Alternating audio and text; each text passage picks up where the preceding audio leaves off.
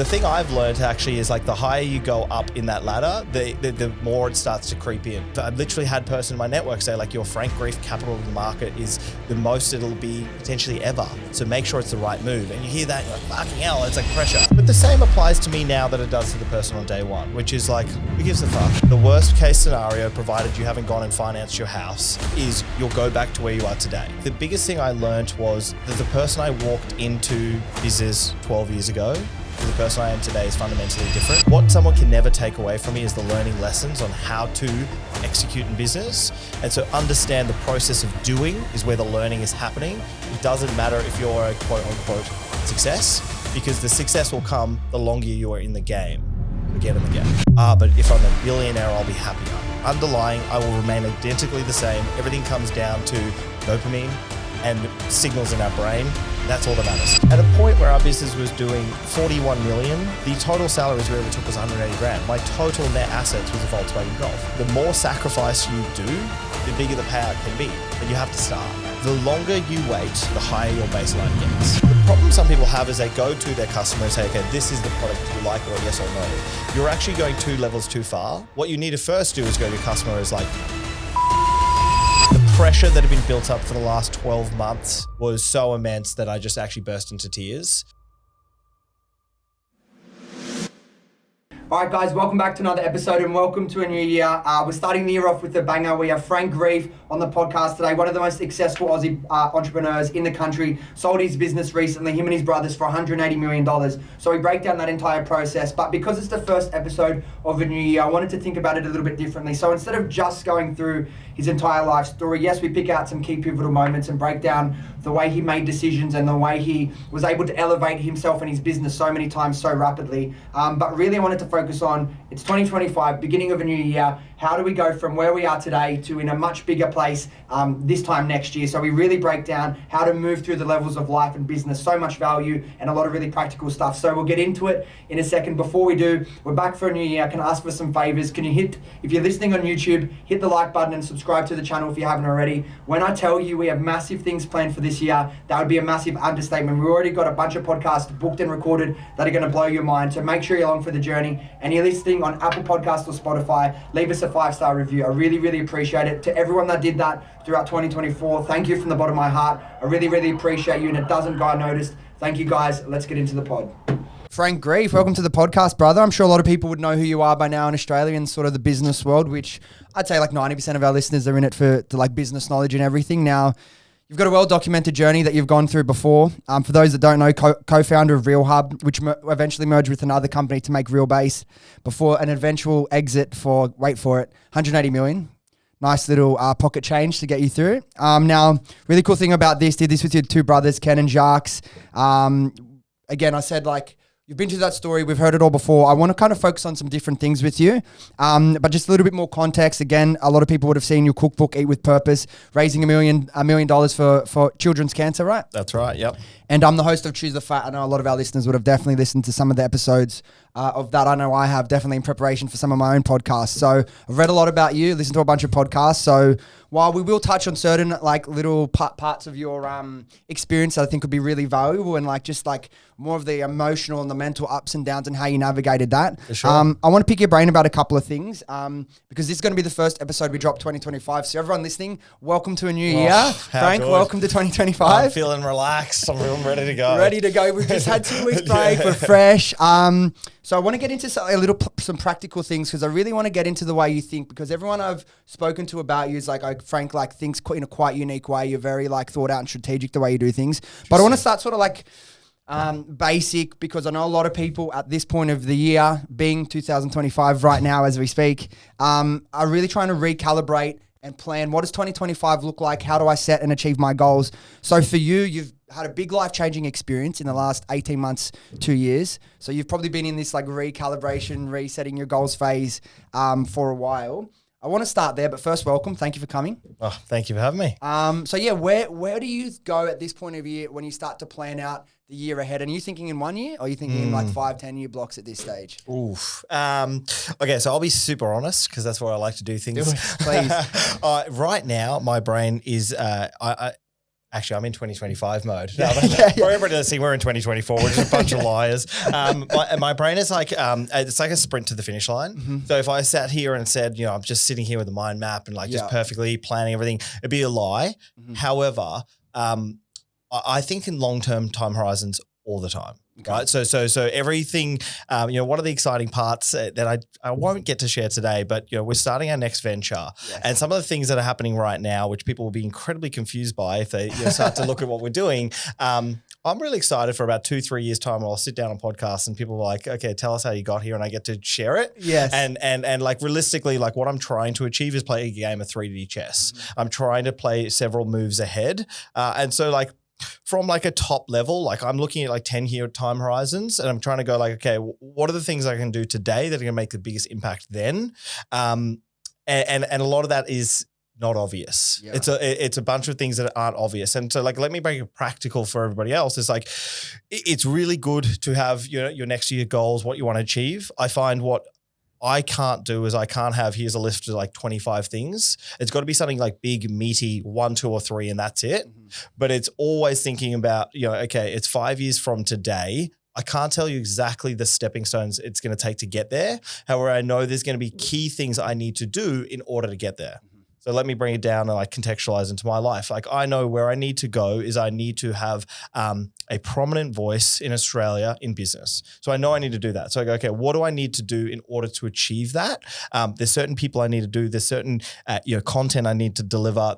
And I create these different kind of tranches that I need to execute in order to be there. And I know then if I'm just doing those motions, I don't know exactly when that will happen. So that comes back to this idea of like, it's not next year, but it's like, I know by doing the actions, it will get there. Again, and with that point as well, you don't need to know exactly every step along the way because no one knows. You could have the best plan planned out, as you know, 5 minutes later, it's completely thrown out and you've got to pivot anyway. But as long as you have that like North Star direction and you have some key outcomes or some key things you need to hit along the way, that's enough. Some people look for any excuse not to start, and this isn't conscious. Mm-mm. It's subconscious. Oh, there's too many things. I've got to plan it out to the dot. In your experience, you've gone from, your family's had money, then lost money, then had to start from zero or start from kind of in debt, and then you've built this up.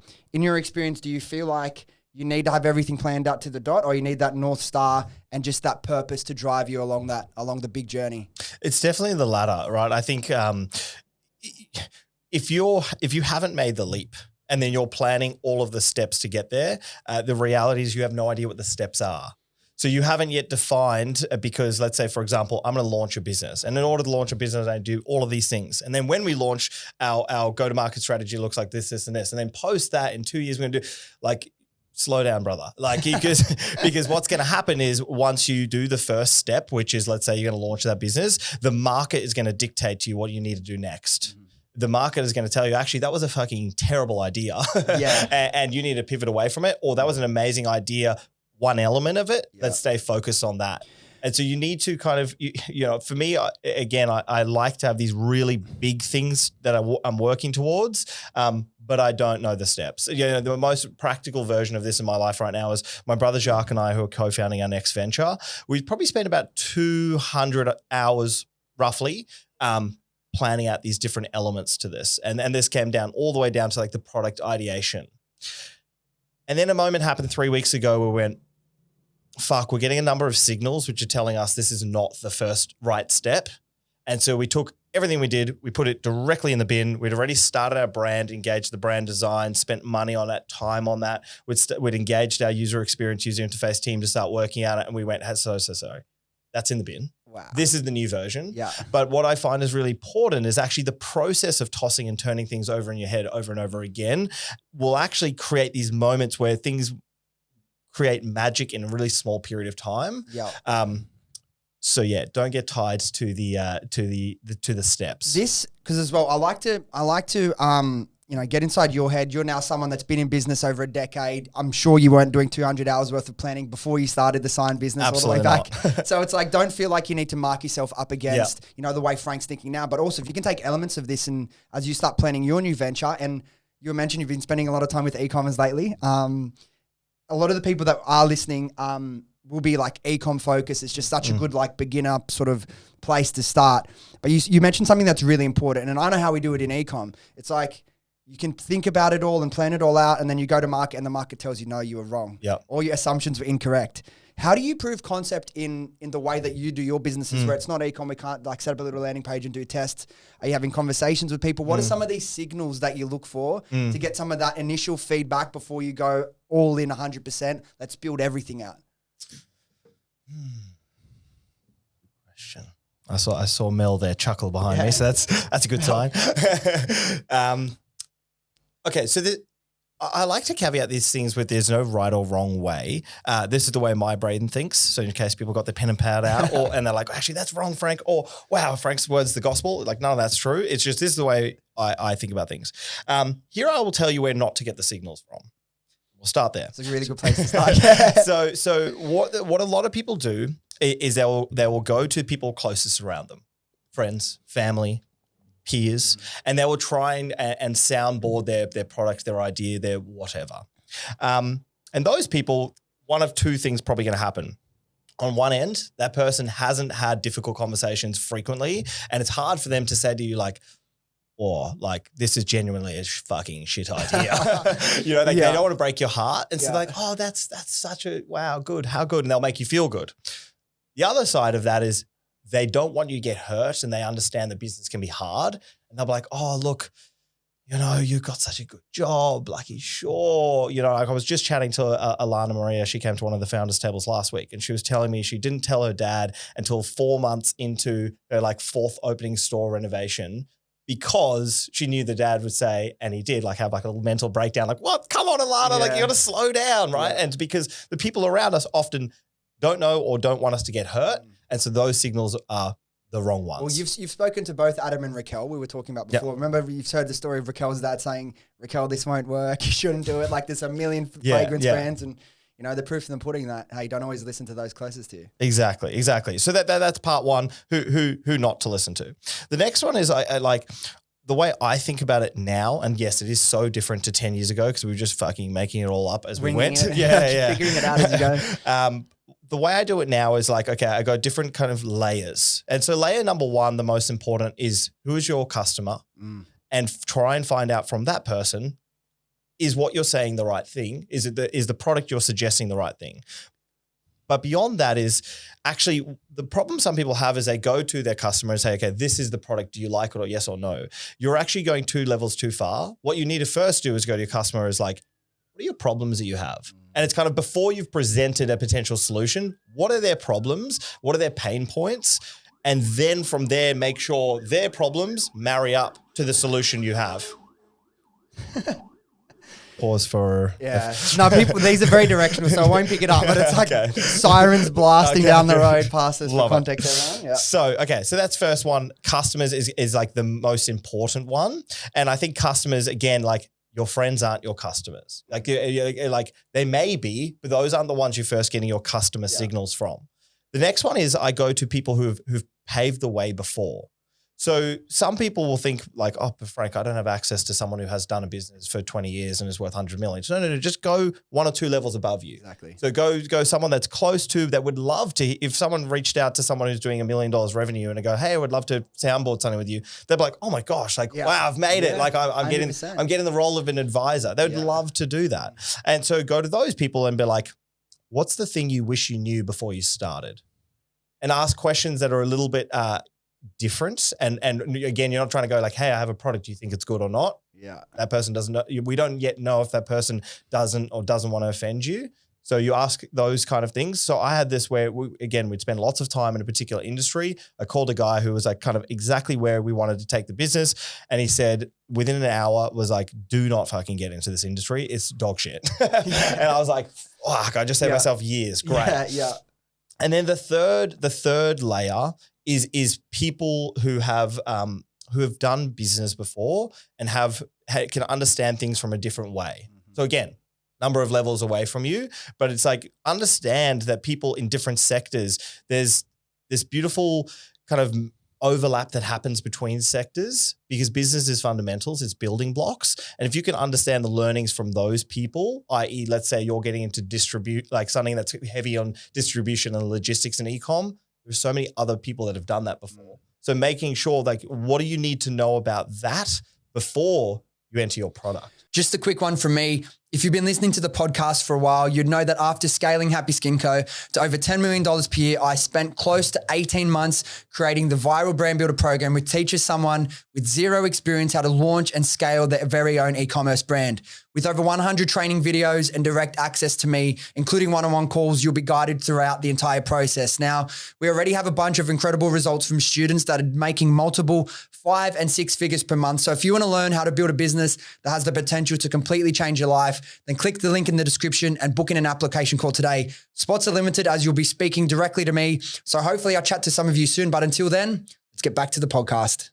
I want to know your thought process around this because you're in a very unique position compared to a lot of people. Like when you're going into these planning sessions now and you're planning out what this next business could look like, all of the brothers took off, I'm sure, a lot of money off the table from that deal.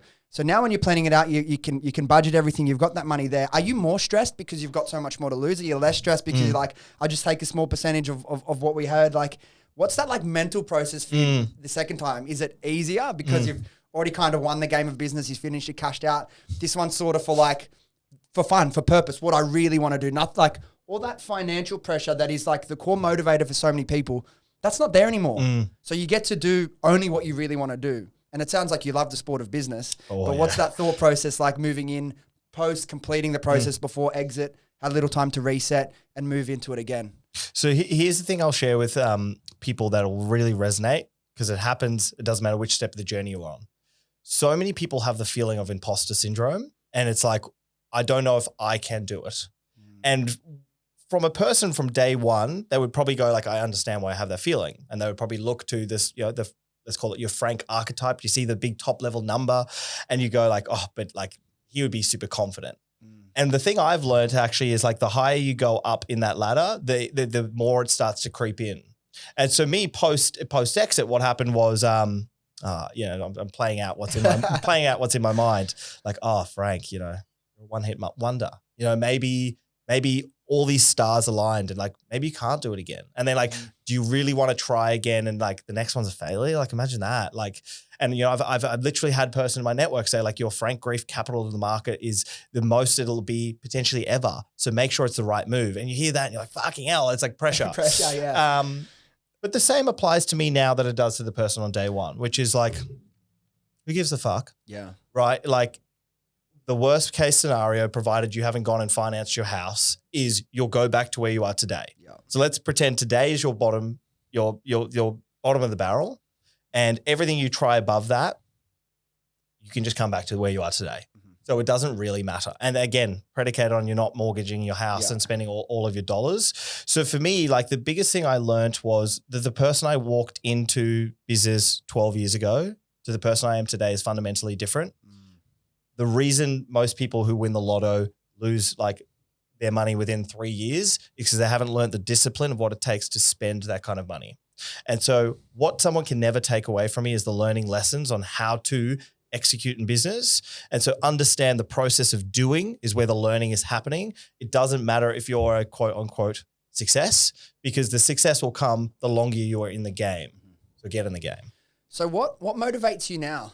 Obviously, you're very ingrained in like the entrepreneurial space in Sydney and Australia. Very passionate about like the sport of business, as I just mentioned.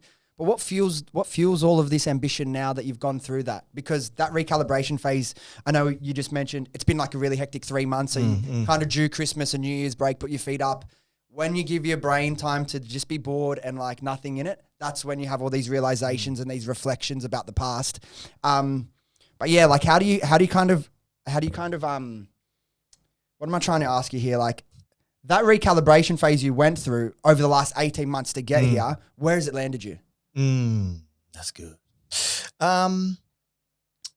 So I should add a little asterisk. I only stepped down from the business in July. You were CEO for a long time. Yeah, I was like, so you've had a few months. So I haven't had many months. Yeah. However, I have actually spent 18 months like tossing and turning and calibrating. So it's a fair question. And I know I'm asking a lot of questions like this, but there's not many people I get to ask these sorts of questions about. That's good. I like and everyone thinks I'm so financially motivated, then what next? Yeah, so it's like there's always something, but what's deeper? What's one layer deeper? Yeah. No, I like it. there's levels to this. Like there's levels to the game. Absolutely. You know, so I got an opportunity. I won an award. How great. I got an opportunity. Pat on the back. Yeah. Like, come on, Mel, give me a little pat. And I got an opportunity to go spend 3 days on Necker Island. Yeah. That's Richard Branson's island last year. And I thought I was a pretty big fish. I got this big deal. And then you fly in there and his island is worth $240 million and he has 300 staff. You're surrounded by these people who are just like, firstly, a lot of great humans, like great people, but just fucking crushing it. And so you get there and you go like, oh, okay. So like if I'm starting, the starting point is like monetary, I'm like, yes, I've played levels 1 to 3, but there is many more levels to go. Okay.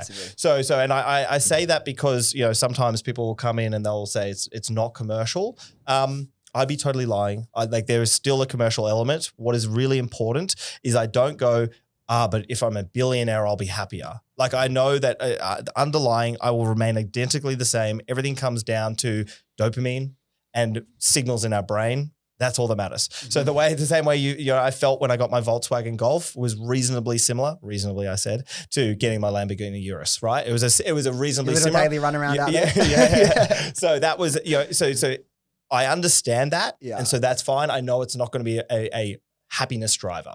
That's fine. Okay. Next one is staying on this idea of playing levels 1 to 3. I have played in the real estate space, in property technology. I played in Australia, New Zealand, and I know what it looks like to have a team of 400. What I haven't done is I haven't taken a business global. What I haven't done is have a more efficient business that has less people, but like, let's call them super weapons that you pay a shitload of cash for. I don't know what that looks like. I know what it looks like to merge with a company that's significantly bigger. So there's all these things that I don't know. And so a big driver for me today is actually like, wow, like I know how much I learned the last 12 years. What would the next 10 years of learnings be? And what would that look like? So you're playing levels 1 to 3 now, right? And then it's like, okay, now I'm ready. How do I think bigger than that? Yeah. What do you think it is that limits people's like imagination for how big their dreams can be? I remember when I grew up in the suburbs of Southwest Sydney, didn't have a lot of money. We made like $1 million in 3 months, $10 million the first year, more than that the second year. Nice. So like my life changed like really, really quickly. Yeah. And then I thought, fuck, you know, I'm a big fish. Like I don't think I'm a big fish, but I'm like, wow, like how could it get any better than this? Then I did a lot of work with Gary Vee. I spent time with him here, London, New York. And there was this one moment that we would level whatever up in Hudson Yards in New York, drinking wine, sitting this close to Gary Vee, looking out at the Manhattan skyline. And it hit me. It's like, wait a minute, like that. If I went from Western Sydney to New York City in a year and a half, and I'm a meter away from Gary Vee drinking his wine, what is life? Like, is there limits or do they only exist in our head? It's like, now that you've made the money, you're starting to think levels above, but can people put a plan in place from the start to be like that? Because I listen to a lot of podcasts, hear a lot of successful people speak. Yep. If you think about making a plan to make $1 million in a year, that's kind of where you'll be capped, and not over a year, say in a decade. Yep. Or if you aim to do $10 million in a decade, you'll get a lot closer to that. Or if you shoot for $100 million in a decade, sure, you might not hit it, but you're thinking much bigger. Has it taken you going through that process to evolve your head to see the bigger picture? Or do you think you could sort of do that from earlier on if you had the right people advising you, the right information in your brain to sort of expand you and your thinking? Couple of points to this. I think one is a question about me, and then I'll bring it to like the audience. I'm really fortunate. My parents, we didn't have much money because my dad was frauded in business. He lost everything. My parents like picked apples, sharpened knives, blah, blah, blah. I've shared the stories before. But what was really important is they were super commercial. So we'd sit around a dinner table, we'd talk about food, blah, blah, blah, about the cost of it. Now, the reason I just say blah, blah, blah, everybody listening, is because I've shared that story. So I want to make sure you hear good news stuff. And so that meant that I always had a commercial mind. And my dad used to say one thing to me all the time, which is, Frank, you can be whatever you want. You could be the president of the United States. Factually, that is 100% incorrect. But what was ingrained in me from a very young age is like, I'm thinking big and I'm thinking commercial, right? So I can't pretend that was something I had to curate. So my brother and I, we always thought relatively many steps in terms of like financial gains far above where we were. Yeah. But okay, how does that help other people? Because they might have the reverse, which is like, hey, don't think too big, just chill out. And so now what I see is now I've been doing this thing called the Founders Table, and I'm just getting founders together in a table. We're having lunch, and each time we do it, I do like different categories. So it's like 10 million plus or 1 to 3 million, whatever it is. And every time we do the 10 million plus, I like to bring someone along that's from a different category. So I've got one coming up in February where we've got 3 billionaires sitting at the table, multiple 100 million revenue businesses, and I'm bringing in 2 people, which everybody will get to see, and one person's business is doing 10 million, right? And so the reason I'm doing that is because the principle I'm about to share with everybody, it truly is who you're surrounding yourself with and what content you're ingesting. Like you cannot think that if you're like, I think big, and then everybody around you is thinking super small and the content you're watching is talking about small things. Like there is no way that your brain is going to, because like everything becomes like anchored and you're anchored to what is always talked about. So if everybody around you is like, wow, you're doing amazing things and you're doing 500 grand in business, like that's really nice, but it'll soon make you think like, wow, I'm doing amazing things. Yeah. So for me, like park the nurture part of like my upbringing and then bring me to that table at Necker Island. And there's a guy who has 85% market share of the door locking system across the entire world, because that's one component that everybody shares in every car except for Teslas.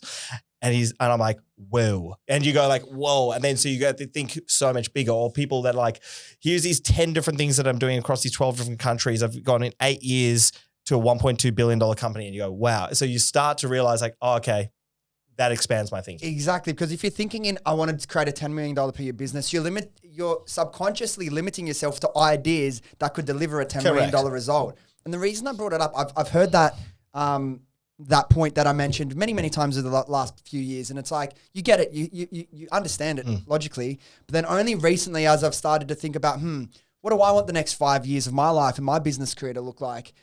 And I'm just thinking like it's been slowly like getting deeper and deeper in me, and I'm feeling like I'm actually starting to understand it. So it's like for people early in the journey, if you can start thinking bigger at an earlier stage, put yourself in the right rooms with the right people, I think there's an opportunity to expand quicker than you think. I don't like saying quicker than you think, because we all know, oh, Frank, $180 million, you're an overnight success story. Well, realistically, that wasn't the case. But I just think it's interesting as I learn new things, I like to kind of share them with the listeners. Now, your parents, can I add one practical layer?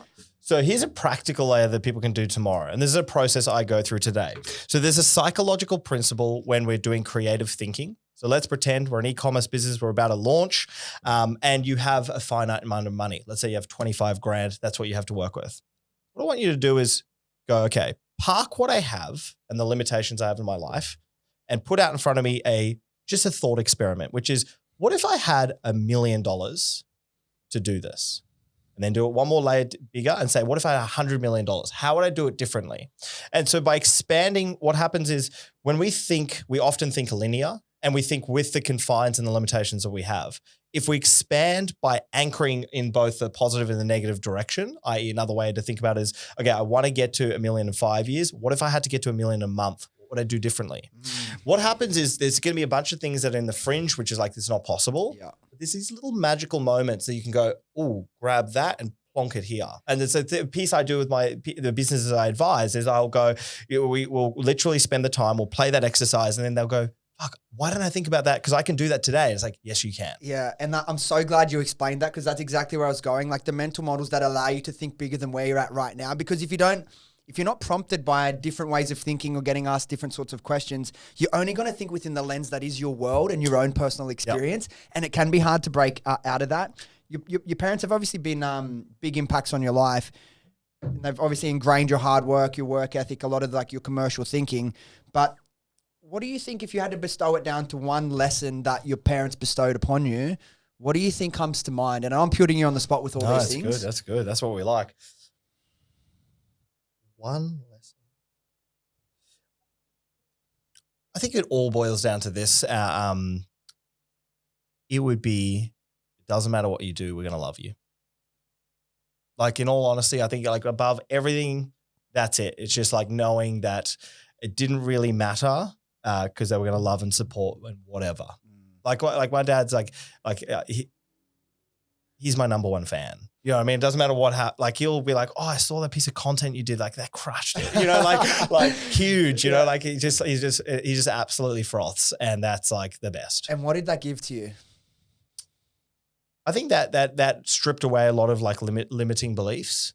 And so like self-confidence, I think it's just like I share often that when we started, there was like a lot of delusional thoughts. And I think it was predicated on the idea that my dad helped me be delusional about ourselves. Yeah. And I think as you get older and you have conversations and you meet people who weren't as lucky to have, that complete love and support from their parents like you, that was actually like a beautiful gift that you were given. That, if that wasn't the case, who knows where you would be in life. 100%. You speak about, sorry, you're going to say something? I was just going to say, like those that, when people talk about luck, there's those things I think are just pure luck. Like my parents moving us from South Africa to Australia, there's no chance we would have done it in South Africa. Having parents that like remained married and love each other and love us. Like there was no design like Frank's ebook to success, like none of that.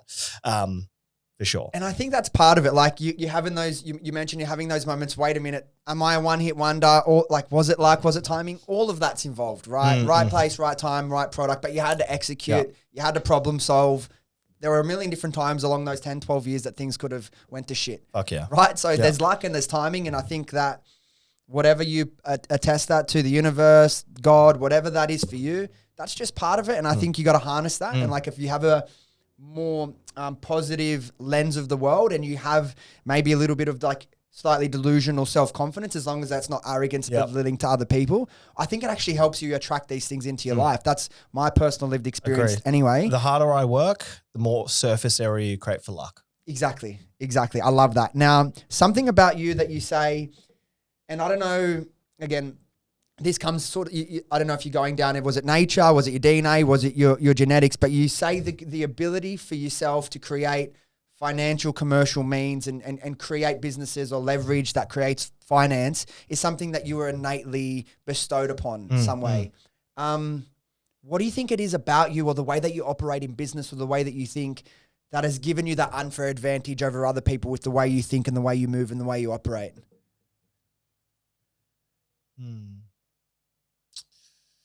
So I think, the stuff that was nurture got us to the starting line. So it got you to day one, and it helped you occasionally with the mindset stuff. But from there, it then is all about honing and harnessing it. And so I think that the thing that is our unfair advantage, which I think about all the time, everybody has an unfair advantage, and different stages of your business, you have a different unfair advantage. The unfair advantage that's actually stayed with us still to this day is our willingness to do things that don't make sense that we know and back in ourselves. So like a great example is like with my podcast. So, given the headline number, someone might believe that I would say to someone, this is where my podcast is. You come and do it at my place, and always. Do you know what I mean? Like that would be something where I go, no. Like, because I want the success, I will do whatever the fuck it takes, right? So we went to, let's say, for example, there's someone in Sydney, and they're like, I don't want to drive to you. I'm like, that's okay. I'll drive, and I move the entire operation to exactly their spot. Or someone's like, I'm interstate. When I come to Sydney, I'll let you know. No. I'll just come to your house. Yeah. I'll cook the meal that I do prior to the podcast in your kitchen. And so you do shit and people like that, like objectively, even I think about that. I go, fucking hell, this guy's done this business and he's still willing to do that. And I'm like, I see that I will still be willing to do that in like 10 years. And I can already see it. Like I see, like I'm not naming names, but I can see people, what happens is sometimes they do forget the things that got them somewhere. They kind of start to like drop that off where like, that is just not my approach. And my approach is like, I want people to see like, holy fuck, this guy is like willing to do shit that it just doesn't make sense. And I'm like, man, like that harness that, you extrapolate it out. And you're like, imagine like doing that shit and you're like worth $1 billion. Like you'd be a one of one. Because and it's I think that is the key. It's the same with like what we're doing right now with our new venture.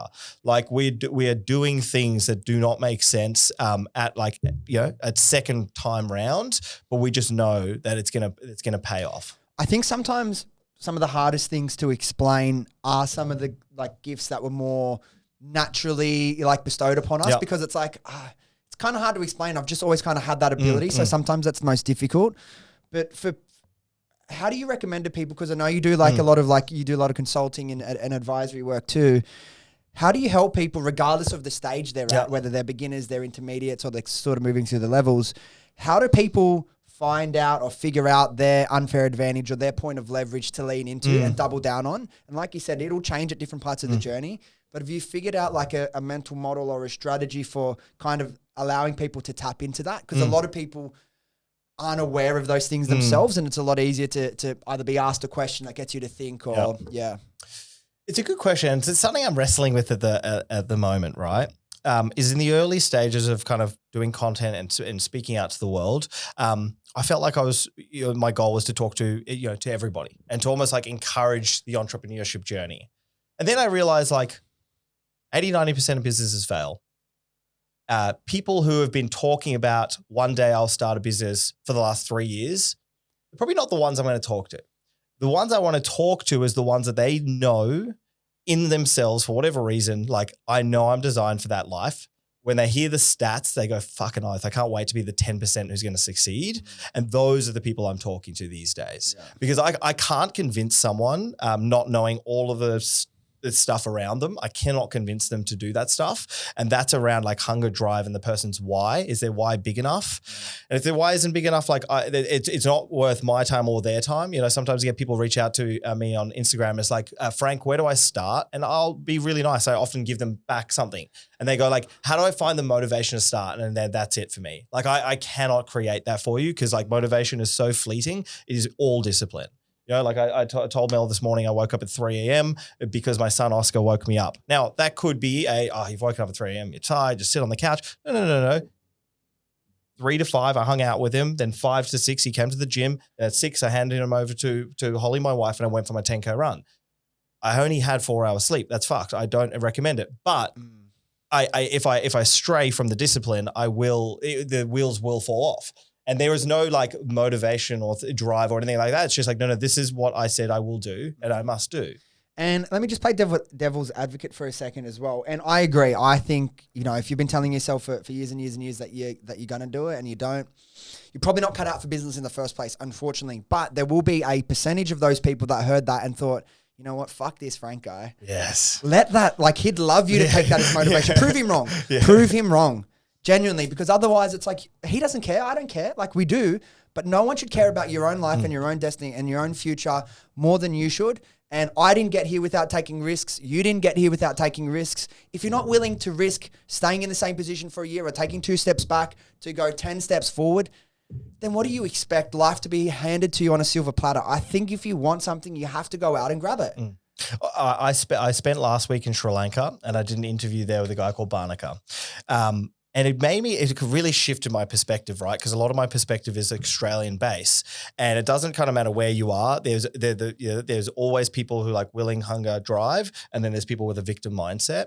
And I was sitting in front of this guy, and in his country, during his time, 18 years old, his mum's a doctor, his dad's a doctor, his brother's a doctor, his sister's a doctor, his cousin's a doctor, everybody's a doctor, and he was like, that's not the life for me. The life for me is creating business. And so he started, and his parents are saying, do not do this. Like it's almost feeling like a not ownership, like they were just literally hating what he was doing, right?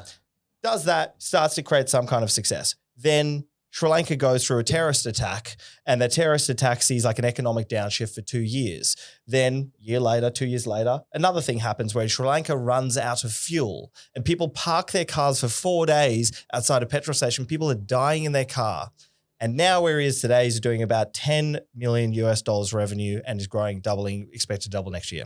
And I hear that and I go, this person, like you can literally say like this, the odds are stacked so far above you that I'm like, Australia, probably 90% of people, there's opportunity around. You can make it. Now, I'm not saying everybody has the same position, but if someone could do it there, fuck, we can do it here. 100%. And just to add to that as well, again, different story. I can only speak from my personal experience, and a lot of my experience is like through the Australian lens, right? I didn't have a mortgage. I didn't have kids when I started the business, but I was earning like 50, 60 grand a year. To start Happy Skin Co, we put 10 grand in each. It took me pretty much a year to save 10 grand. And then by the time I put that 10 grand in, I had less than $1,000 in my bank account. So again, I didn't have the responsibility, but like, if you can't save 10 grand in a year, you're not thinking creatively enough. There are ways to do it. I know it's hard, and I know like particularly like families and like a lot of people are living week to week. But if you don't start thinking differently and reposition yourself, so at least if you can't make it the change in a month or 3 months, plan so this time next year you're in a different position so you can. I just think in Australia, we are so blessed. It's like there are so many additional ways you can make money, but it's people don't want to do something that makes them uncomfortable. They don't want to fail, and they don't want to fail publicly, so they don't do nothing at all. And then they get to 70, 80, 90, whenever it is, and then they regret the life that they lived. So my question to you, Frank, how do people go from that victim mindset to the winner's mindset? I don't know. Well, if there was an answer and we could give it and it would work for everyone, then everyone would be millionaires, right? But what's like, have you realized anything, like one little tidbit that could just help 5, 10% for people that are sort of on that fence? I can almost do it, but I just need that little bit of motivation, that little perspective shift in my head to be like, that's it, enough excuses. I'm gonna actually give this a proper crack. For sure. Okay, so here's how I think about it. When you're thinking about making the jump, and you're putting, the version of success from a monetary standpoint, from what the brand looks and feels like, people's perspective on it, and all these things layered over the top, and you're like, that's what I'm gunning for. That is quite a large chasm from where you are today. It's a bit too big of a leap that becomes too scary. So remove all those things and just go, if you go, okay, if failure is just I'm learning something new and I'm doing something that's going to teach me skills, the gap is so much smaller now. So go start that. Do you know what I mean? Like, so go start that, because then you're like, it doesn't really matter, because all I'm doing is learning something and having a crack. And through this process, so much can happen as long as you stay in the game. The key for business is just like, you have to stay in the game. Like, there were so many versions in our story, you were just sharing there around the saving 10 grand. For 8 years, we were earning anywhere from 60 grand or less. There was 3 years in there where we were earning $400 a week, the founders. At a point where our business was doing like 41 million, the total salaries we ever took was 180 grand. My total net assets was a Volkswagen Golf. Like, it requires, the more sacrifice you do, the bigger the payout can be. But you have to start. So that point, because you moved to Melbourne, we won't go through the whole story, but I think there's some very little bit of part. So you moved to Melbourne. Was it with one of your brothers or one of my brothers? Yeah, we moved down. You kind of started this sign business from start down there. Where were you at then? Like, because people hear Frank now, nice house, Northern Beaches, blah blah blah. What did life look like for you then? I love this. So life looked like, before I started, I was apprentice chef. I was earning $36,000 a year. During that time of being an apprentice chef, I figured out how I could save all of my money. I moved out at 19, so just in case people are like, you're at home. So I figured out, at that time, the Australian property market was different, right? So I bought an apartment for 480 grand. I went halves with it. So like my total net that I could pull each week was about $10, $15. And so I did that. And so my starting block was, I've got a mortgage to pay. I had some DJ decks, which I sold, and now we have to start a business. Now, the beautiful part of that is like, you still have outgoings each week, which meant, fuck, I better succeed. Yeah. And so what was really different about what we did compared to some of the businesses that are around is that we had to focus on profitability from day one. It wasn't like like we'll take a few years and then once we're there, we'll turn the tap. It was like, no, well, like we need money. And so, but like my baseline was $400 a week. So I had to earn $400 a week. And that's one of the challenges for everybody listening is the longer you wait, often the higher your baseline gets. So now your spending habits, they start to increase. You might have more dependencies. The longer you wait, the harder it is to take the leap. The part that I'm fortunate lucky for is like I took the leap at 20. My baseline was so low, I could have packed shelves at Woolworths and earned like double or triple. And even like just for the perspective as well, and people will say, like some people, I don't think too many that are listening to this podcast, but some people won't want to hear it, right? But sometimes it's the tough love, the tough advice that you need to hear. I get it. Let's just say you're working a full-time job. You get home, then you got to deal with the kids, and then it's like, okay, I'm week to week. I pay my mortgage or I pay my rent, and there's not really anything left over. Well, let's just say if you wanted to start something in e-com, or there's many other low cost barrier to entry business models, 10 grand I had when I launched, that's more than enough that most people need to launch an e-com brand. If you need to, and this is just one suggestion, there's many different ways. You work your full-time job, you go do what you got to do. If you can go make $200 a week doing Uber, then by the end of the year, you'll have an extra 10 grand you never would have had. I don't know how long it'll take to do $200 a week in Uber, maybe a couple hours, 2 days a week, something like that.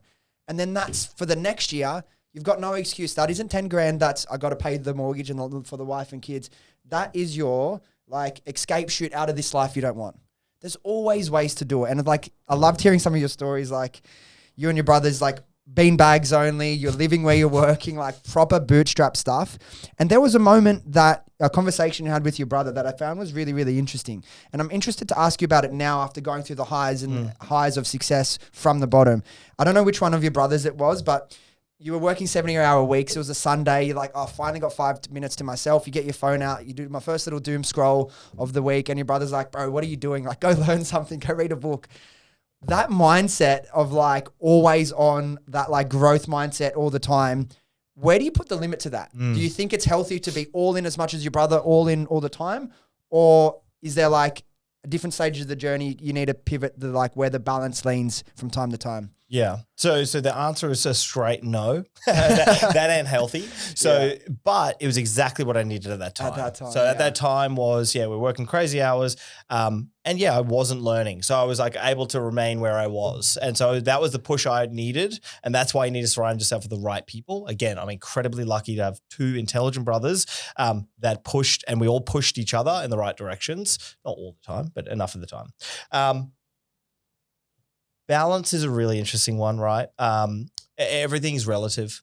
So like my life for the last 3 months, as a great example, is it been a hectic season. And if you looked at that objectively and you extrapolated that out for the next 30 years, you'd be like, that's just the dumbest thing I've ever seen. So I think about things in periods of times and seasons, not in terms of like long term. So if you extrapolate my year out, it's like, oh yeah, that's pretty good. Like you got, there's balance through the year. But what I'm, quite fascinated now that I've realized I'm so passionate and I love business. Like it's weird. Clearly. And so now for me, it's like the harmony between those things. So now I do have some of those dependencies that some people would be familiar with. So for me, it's like I have a 2.5-year-old son. So now I'm like, okay, I still need to train. I still need to do a lot of work. But I want to be an amazing dad. So I don't want to be a dad that is in 40 years time and my son's like, I didn't even know you. And no amount of money that you can give will just make you an amazing dad. No, that's right. That's right. So my son comes to the gym with me every morning, and now I've started to bring him into like work stuff. It's like, so this morning I was having a meeting and he's sitting on my lap with the laptop. The other day we had an offsite for one of the businesses I'm invested in, 15 team members. He's on my lap there. And like, that's cool, he was just loving it. He was loving it. And like for everybody in the room, that like really humanizes you because it's like, oh, that's really cool. Like, cause you do work hard, but you do have, and he's like, he's playing little jokes. I'm like, and so like, but like, you should have took him into sales pitches back in the day. He would have been the best. Well, he's not alive. So thank God I didn't. So that, really it comes down to this is like understanding it's to your own, like, what's important to you. And for me, what's important to me is like, I do not determine, like if you said, okay, Frank, it's 30 years from now, you're a billionaire, you're on your 3rd marriage, you hardly have a relationship with your kids, but fuck, you got a sick yacht. I have zero interest in that, right? But if you said to me, hey, Frank, it's 30 years from now, you're working a really nice, cushy corporate job. It's paying, 250 grand, but you work hard, but you get home and you have a great relationship. I'm like, I have no interest in that. For me, what's really important is like, I want to be the best dad I can possibly be. I want to be with my wife until the day I die. And I want to do business with incredible people. And so those are my things. And so like, I got to make them work together. I love that answer. And I love just goes to show like the whole like lockdown experience made people realize, hey, you can do things differently. You can work from home. You can have a blended approach. And it's like hearing people that are like successful and it's like, no, I don't need to be the stereotypical wear a suit, don't see my kids from 6 a.m, 10 p.m. They're in bed, kiss them on the forehead, and then you don't really be present. Yeah. It's like, what's the point of making all that money if you don't get to enjoy life in like the non-financial ways? Now, I mentioned obviously the exit's a big pivotal part of your story. You speak about the exit. I think it was in the Forbes article, maybe the AFR article. You said something to the effect of going through that process made me the man I am today. Oh, big statement, Frank. Jesus. Do you stand by that a little bit more like down the line? Do you still feel like that experience made you kind of be able to think and operate the way you are now? 100%. So I think what will be interesting is like how that ages over time. Because but you're always evolving, right? That's it. That's and the thing. That's the key point. I always like love to look back at the year that's been and go like, well, I've learned more this year than I did in the last 5. And truthfully, I feel that way about this year. But there will be nothing that can ever recreate the pressure of you have net zero assets except for the business. You're making a decision that not every shareholder in the room wants to do, and they're telling you you're making the wrong decision, and it costs you $5 million to sell this business. You've got your brothers who back you 100%, but there's a lot of emotional burden that's been created over like 10 years happening. All of these layers. Essentially, like in your mind and your brother's minds, $1 million in debt to your parents because of what went wrong with their business. So it's like a lot of pressure built up. There was a point I wanted to ask you that you sort of just alluded to as well. I want to dig into a bit more. I've been, I was 24 when I started the business. I told you how quickly we made money. You start getting people around you, whether they're in forms of agencies or all these things. Dylan, we've been in this game for 10, 15 years. You're looking at it all wrong. And I remember there were certain points along the journey where I'm like, fuck, like maybe I am like maybe I should take advice from these people, even though I was going against my instincts. And every time I did that, 9 times out of 10, I should have trusted my instincts. How did you stay strong in that? You have people that are older, more experienced telling you, Frank, it's not the right time to sell. It's not the right financial moment, whatever it may be. How did you have what got you through that, and what got you to push back against these people with more experience and be like, no, I believe in this. It's the right time. We'll make it happen. So that particular situation, it comes right back to who you surround yourself with. So I was moments away from giving up. Like I was moments away where I was like, actually maybe, because it's hard to articulate the feeling of you're 7 months in and you're getting like, the due diligence process is so immense and intense, and you're like, I'm batting way above my average here, and like there's people on the table. It's crazy. And I was about to give up. And then my brother Jacques, I remember it like it was yesterday in my office. He's like, you have to keep going. There is no other choice. Like the time is right now. Like you are the only person that can do this. You got this. And that was it for me. Going through that process, I'm always interested to hear what the experience is like. Selling a business of that size ends up becoming like a full-time job in terms of how much you got to work on that. Are you able to actually do the normal day-to-day CEO work at the same time, or are you all in on this process, like make or break? You're all in. Yeah. Like you are all in. So I made a really conscious decision. We had 400 team members.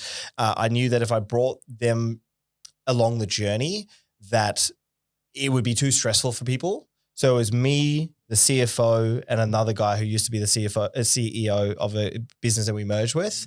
That was essentially it. That merger was really interesting. It came up, you were approached, right? Out of nowhere. What was that moment like for you? Because this is your biggest competitor. I heard they had pictures of you on their whiteboard and doing all sorts of things. Like, what was that moment like for you? Like you get I don't know if they walked into your office, I think, or maybe got an email. He says what he got to say. Go have a think about it, boys. Yep.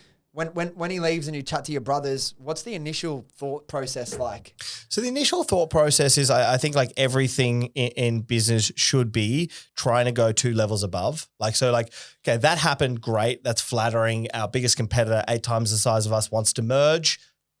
The question is, what does that mean? Right? So it's like, don't worry too much about this just yet. What does that mean?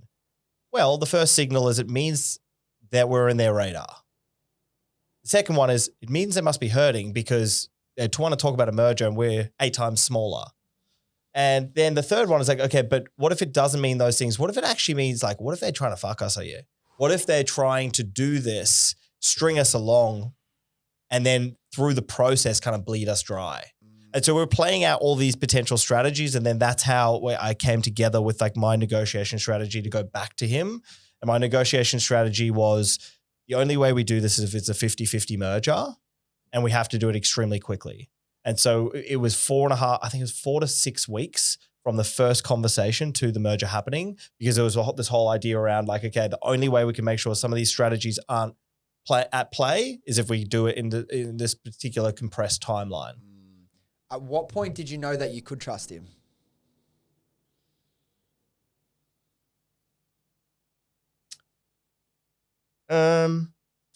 It's probably not about him. It was more around the collection of things. So there was a number of shareholders there. And so I think it was one of those ones who was just like, honestly, in hindsight, like if someone came to me and goes, "Hey Frank, I've got this thing in front of me," I don't know if I'd say do that, because there's so many permutations of that decision that the worst decision ever. Yeah. Because like we had our lawyers and accountants saying you're making the wrong move. This is a terrible idea. You have not done enough due diligence to merge your companies. And we were like, wee. Like, so it was a great outcome, but it wasn't a wise decision. Like our gut feel told us it was the right decision, but it's not a wise decision. It's not a well thought out decision. I would never do things today with that level of due diligence. Because bring it back to people. Why did it need to be so fast? Because I had just won a deal from them, which was $1 million recurring revenue deal.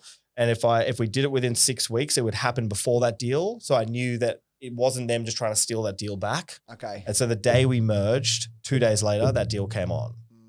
And so there's a lot of like bits and pieces that made the timing specifically important. And I know you're always about like, how do we level like how do we keep getting ahead? How do we keep pushing the boundary? But going from a CEO of a company with 40 staff to a CEO of a company with 400 staff, massive leap. How did you navigate that? And how did it push you to expand? In what ways? Yeah, so I think this actually comes back to that unfair advantage question we had before, which is willing to do what it takes. And so my willingness to do what it takes was I self-reflect a lot. I think about what I say, how that affects someone, what I do. I always trying to level up every single day in some way, shape, or form. And so I was able to very quickly reflect, like, I am not good enough to do this job. So what is required for me to do that? And what is my skills that I have that I can, if I harness and sharpen, I can get there. And so the one thing I do have is through the process of selling and being a salesperson, I know how to inspire people. I know how to get people fired up. And so I was like, okay, that's really good. So that's what I'm going to lean on. So I thought I previously was an external salesperson. I will become an internal salesperson. But I like that. Little mental pivot inside your head. Yeah. And so I then went, okay, well, how do I do that with frameworks and understanding and learn from people that have done it before? And it was just I just had to go and learn that stuff. For me, it was I read a 20-hour book called Coaching for Performance and figured out how to actually put substance behind what I was doing and level it up. Where, realistically a business of 400 people, you are one person. The role, all you have to do is you have to deal with the shit when it comes there. That's part one. Part two is you need to have very clear direction with the people that are around you. And part three is you need to raise people up above where they are today. Being a CEO of a company that size, how do you balance the split of your time and your focus? And they're obviously linked, clearly. But it's okay, the two halves of your role, like you said, the people, how do we get 400 people excited about coming to work with this new mission we have versus commercial? You've got to set the plan. You've got to make sure we're hitting the dots and hitting everywhere we need to be so we can hit that, exit down the line if that was the plan from the start. How do you balance those two things? Because it can be really easy to be okay, I'm just going to motivate all the people, and you lean into that. And it's but you've also got to manage all the commercial side of the business. Was that a challenge for you to do it at such a scale so quickly? Oh, it was a huge challenge. It was a huge challenge. And it's always, there's this balance that I go through when I have these retrospective conversations, because sometimes you layer on what you've learned today to there and you retrofit. And you're I thought about that. And so some of the stuff you don't think about, but then in hindsight, you get to unpick and realize what it is you do. So I actually think it's probably less important around what I did and what is important. To this point around the balance between inspire and commercial focus. The reality of business is actually quite simple. You need to find the right people. You need to put them in the right spot, and you need to help them level up. And at the top of that has to be a really clearly defined version of what success looks like. So you're not balancing those things. Those things are in perfect harmony because that is what it is. So you have a team who's focused on finance. You have a team that's focused on sales. You have a team that's focused on marketing. Your job is to make sure it's the right team members and raise them up. And you clearly are all pointing towards the right goal. I love that. I love that breakdown. I want to read you a quote again from one of those articles. I think it was Forbes, maybe it was AFR. He's making me nervous. Making you nervous. No. It's a good. You've probably talked about it, but I've got a question off the back of it because so many people can't really even fathom, what that moment would have been like. But it was 4 a.m. on Friday in April 2022 when Frank Greeff got the word that Domain had signed the dotted line, marking the sale of his real estate marketing tech startup RealBase for $180 million. You've spoken about it being anticlimactic. A lot of people do. How do you feel that day? You've just put yourself through the ringer for a year through this process. Almost gave up 7 months in. Having people telling you it's the right thing to do, having people telling you you're making the wrong decision. You've gone through all that. It's over. I know you're an early riser. You see the email, it's come through. How do you feel immediately that day? So that day, that moment was what got me to that moment was I woke up every hour on the hour and checked my emails. So I was expecting the email to come through at 10 p.m. Okay. And it didn't. So then 11, then 12. Sleepless Then, yeah. So it was like I go to bed, wake up, check, go to bed. So then by the time I first like, oh fuck, okay, thank God. And then I drove to work, and the pressure that had been built up for the last 12 months was so immense that I just actually burst into tears. And I was just like uncontrollably crying, picking up my coffee from my local barista. Like I was sitting in my car. I call my wife. She tells me you have to come home. And I'm like, I cannot. Like I've got way too many things to do. And so really it's just like the easiest way to think about it is just pressure building up. And in that moment, it was like a valve release. I wasn't necessarily happy or sad or anything. It was just everything. And finally, I guess there was some kind of relief. And then my body was just like, how about you just have heaps of tears? And so like, it's hard to reconcile exactly what it felt like. Because by that stage, like so much has happened. So it takes some time to process. Where I wanted to go following back off that as well, I know you had you speak about a 3-day bout with insomnia. Was that in that exit process? Was that towards the end? Yeah. Entrepreneurs, we a lot of us anyway, we internalize a lot of the stress. But it's part of our role, it's part of our responsibility to shield our team and our family from that stress. But often we get so used to internalizing it that it creeps up on us and we don't even realize it, and it comes out in a bit of emotional breakdown, not in a necessarily a bad way, but like a moment of relief with all the tears or a bout of burnout. Now that you've gone through it, like, have you figured out a way to like make sure you can be more aware of that and not let yourself get to that position again? And, in so explaining that, helping other people avoid burnout and like, because handling the stress and pressure with being in business is like one of the biggest responsibilities personally that it places upon yourself. So I'd love to hear someone that's been through such an extreme version of that, how you've reconciled the lessons from that on the other end, now that you've had the benefit of some months to think about it and, calm down from that like extreme experience. It's interesting, right? Because right now I'll share like, yes, I have, and here's the formula. But then it's like, well, let's go put you back in the situation, Frank, and then see how I handle it. And it's easy to tell people your advice. It's a little bit harder to take your own from that time to time. So I don't know is the answer, but I think in myself, I think I've done the right things, and I think I'm on the right path to get there. I think, there's a really interesting experiment that was done, and I apologize, everybody, it's a cruel experiment, but here, I didn't do it, where you put a rat in water. And if you put a rat in water, the first time they'll live for about 45 minutes, they'll kick, and then they'll die. Put another rat in the water and you let them sit there for about 42 minutes, and then you take it out, and then you put it back in the water and they'll kick for 48 hours. That's the effect I wanted. For everybody out there, he was just very excited about that. That's actually crazy. And so what it is because now that there is hope, everything changes. So they now know that I will likely get out of this water. I just need to wait, and I just need to hold on. And so I think now going through the business journey, going through the seasons, every time you have one of these moments, which is so intense and crazy and unbelievable, you get through it. And then the next time it comes, you start to like stack evidence, which is like, I can get through that.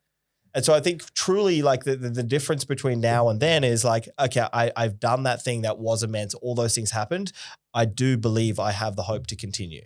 That's so good, because if I reflect my first year in business, I didn't realize business is just always problem solving. Even when the business is doing good, you're always fighting fires. Oh yeah. The first year punches you in the mouth. You're like, what the fuck is this? And then you get into the second year and it's like even more of the same. So if you're someone early in your journey and you're going through like your first real like period of adversity, that season of like that's really building grit in you, the longer you've been in business, you've been in business for 7 years now. You know, there's ups and downs, and like emotional ups and downs are part of that ride as well. You always get through it if like you stick to the plan, you stick to the process. At least I always have, you know, businesses do fail, but it's like each time you do that, it's like scar tissue you're building. You're a little bit stronger, a little bit tougher to get through it next time. But that rat experiment analogy is really crazy. Really, really cool. So we'll start to wrap up in a few minutes. I just want to get your thoughts on a couple of the big strategic pivots that you made in the business that allowed it to grow to the business that it was. Now, one of them I'd love to talk about when the idea came up and what the thought process was behind it, because it sounds like this was like the catalyst for everything. My mic just dropped out. Nice, Mel. That's why she got headphones. That's why I got headphones. Is she back on? Yeah. Back on? Cool. Where were we? What question was I even going to fucking ask? Okay, cool. Yeah, so we just had my mic drop out. We'll fix it in the edit, hopefully. But so what I was saying, there's been a couple pivotal moments actually before you even get into the exit that set the business up to be such a valuable asset. One of them, it seems like for me, was the moment you guys shifted from like, hey, we created this tech so we could have a better customer experience for creating the signs. They can brief it, we can create it, less friction, less phone calls. When was the moment that you realized, hey, we're not even in the business of doing these signs anymore. We can shift the business to a tech platform that allows real estate agents and people like that to connect with other people, and then automatically like being like the runway to this business and our market cap has just grown so much bigger. What was that moment like? And did you realize how pivotal it was at the time? No, I don't think so. So I think here's what's really interesting, right? When you're looking from the outside in and you're trying to solve a problem, it's really hard to know what the problems are. So a lot of business is solving a problem, right? Like, so even e-com and selling a product is that often the person has a problem and I'm trying to solve it for you. If you aren't acutely aware of the problem, your solution may not even be close. Yeah. And so what happened was we were doing signboards and brochures and understood the logistics for 5 years. So we intimately understood the problem. And so then we realized like, okay, actually the problem is receiving the orders from real estate agents, the back and forth process that happens in an email, and then printing it. If we created a platform, do you reckon other people would have that same problem? And so, you know, we knew it was going to be big. We didn't realize it was going to be that big. But I've seen a lot of versions of this these days where people are, when you're in that kind of problem space, so in a services-based business, you learn a lot. So like even going through the process recently with, you know, doing the brand redesign, being a customer and sitting there and experiencing it, I'm like, oh, I can see I'm already identifying problems. So even come all the way back, there's an earlier piece you said there to that person who's thinking about, you know, what should I do and I don't know what to do, or take that leap. I actually think a really interesting thing is like go into a service or a sector that is of interest to you and just look out for problems. Like look out for the process problems. You know, like Slack, tens of billions of dollars, a piece of tech, started as a video game. The reason they created Slack messaging is because they were like, oh, the communication to talk about a video game is really quite hard. Let's create a messaging tool. I love hearing stories like that. Right? And so like that, there's so many versions of that we people don't even realize because when you're in the problem space, you can then identify it. You mentioned like for someone that at that stage of their journey, figuring out what they're passionate about. I know you've got this new venture that you're working on, and we won't really talk about any of the details about that, but just in terms of like when you think about the future, what industries or niches are you passionate about when you start thinking about, hey, what does the next 5-10 years look like of my life? Love it. Now I want to caveat it, right? Because people hear that and they go, Frank doesn't want to talk about his ideas. And a lot of first-time founders don't want to do that. And the reason they don't want to do that is because they're like, I don't want you to do my idea. I couldn't give a single fuck. So it's actually not about it. So what it is ideas aren't worth anything. It's about execution. 100%. The reason we're not sharing the details of the idea is actually we're documenting the process of building our business. And so we've filmed maybe 100-ish hours of content. And so we're going to be doing a weekly series of the building of the business. And so I want to bring people along for the journey. Yeah. When's that going to launch? So the timeline at the moment, a rough timeline is July next year. July this year. We're in 2025. And so we're going to start to launch these series of like the behind the scenes of what it looks like. And so we want to bring people along, get them all excited. I love that. I wanted to say that before, but I didn't want to cut you off and I forgot. Please document this properly. Yeah. Document it. So yeah, that's what we're doing. So it's more around getting people excited, like building PR and baking the story in there. Yeah. But here's the space that I believe I will play for the long term. I have like a life mission, which is I want to make a net positive impact on as many people as possible. And I've now figured out that my vehicle to do that is business. I fundamentally believe business is the thing that can change the world. You can align like what is the impact you want to create with a business model that's profitable, and you can make crazy changes.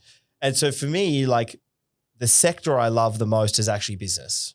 It's not a specific nuance, whether it be e-com, whether it be this, whether it be that. It's actually just the process of business. So the reason I do advisory work is not because I want to charge people. It's because I've been doing advisory work from anything from renewable energies to fast-growing tech to podcasting to all of these different things. And I've been trying to learn and understand the building blocks of business. And so the space I want to be in is I want my customers to be founders. Not in the obvious way. I'm not creating an ebook or an e-learning platform and selling it to people for $99 and making a bunch of cash. I don't care about that. It's like, what are the problem sets that founders have through the journey, and what are the products that I can do that can help, that truly help them? That's what I want to do. That's really exciting. And I speak about this all the time. If you can, and I don't think it's necessary for your first business, because in the first business, doesn't matter if you have no passion about the product yourself, and that's a little bit controversial, but what you have passion about is the sport of business, right? You're changing your life. It's like, who cares? Like, again, I say this, like I didn't have a massive passion or interest in beauty or laser hair removal, right? But as soon as we've come up with that idea, I was all in and I loved it and I lived and breathed it. The fact that you're now doing your second venture, well, not necessarily there was evolutions to get here. You're doing it in what you love and what you're passionate about. The money will find you anyway. The money will find you anyway. So like where I want to kind of leave it is like a lot of people early 2025, they're recalibrating. It's like sort of difficult if you're right at the start of your journey to necessarily mirror what Frank's going to be doing because he's been through it for the last 12 years. But if you could give like one practical piece of advice for someone that isn't satisfied where they are January 2025 and January 2026, they want to be in a better position or much closer to that life they've always dreamed about, what's one piece of advice you would give them? Okay. It feels connected to this conversation. The piece of advice I would give is this. If you learn something, i.e. from this podcast or from content that you're watching, before going and just doing the next piece of content, try and implement one thing. And if you have that process and that mindset, which is, okay, I've read a book and there was just an element I'm going to take and actually implement, you'll be fine. The challenge I see a lot of people do on the far end of the spectrum is like the process of continually listening and never actioning is almost like, if you've heard the term, mental masturbation. And you get a sense and a feeling that I am achieving and doing, but like technically you're not.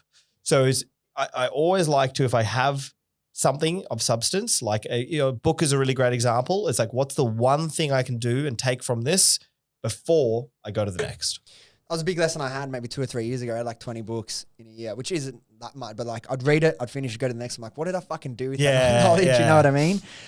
So that's a great piece of advice as well. People really get caught on that like cycle of motivation. You say motivation is fleeting, and it is, and that's why disciplines are really important. I'm a big believer. I have ADHD. Like if I'm motivated and interested in something, I do 10 times better work than if I'm not. So I do believe you can do things that generate motivation consistently for yourself, but it's not motivation. Oh, I'm so inspired. Next podcast, and you don't do anything about it. It's motivation or learning, action it. Okay, I'm starting to, feel like I need something new. Motivation, okay, go learn and action. And that's the process to get you where you want to be. But Frank, where's the best place people can find you? Your podcast is Chew the Fat. What's your Instagram? Where's the best place people can come and follow along the journey and see this documentary that you're in the process of creating now? So a YouTube channel, Frank Greeff, and Instagram, FrankGreeff_. There we go. Congratulations on all the success so far. I'll be watching even more closely with everything you're doing from here. Thank you for everything you do in terms of the business community and bring people in together in Australia. Best of luck. Enjoy Christmas. Enjoy New Year. And smash 2025, brother. Thank you very much. Appreciate it. All right, guys, thank you so much for listening. If you enjoyed this episode or you got something out of it, do yourself a favor, do me a favor, do your friends a favor and share this with them and they can come along on this journey with us. Thanks again, and I'll see you next time.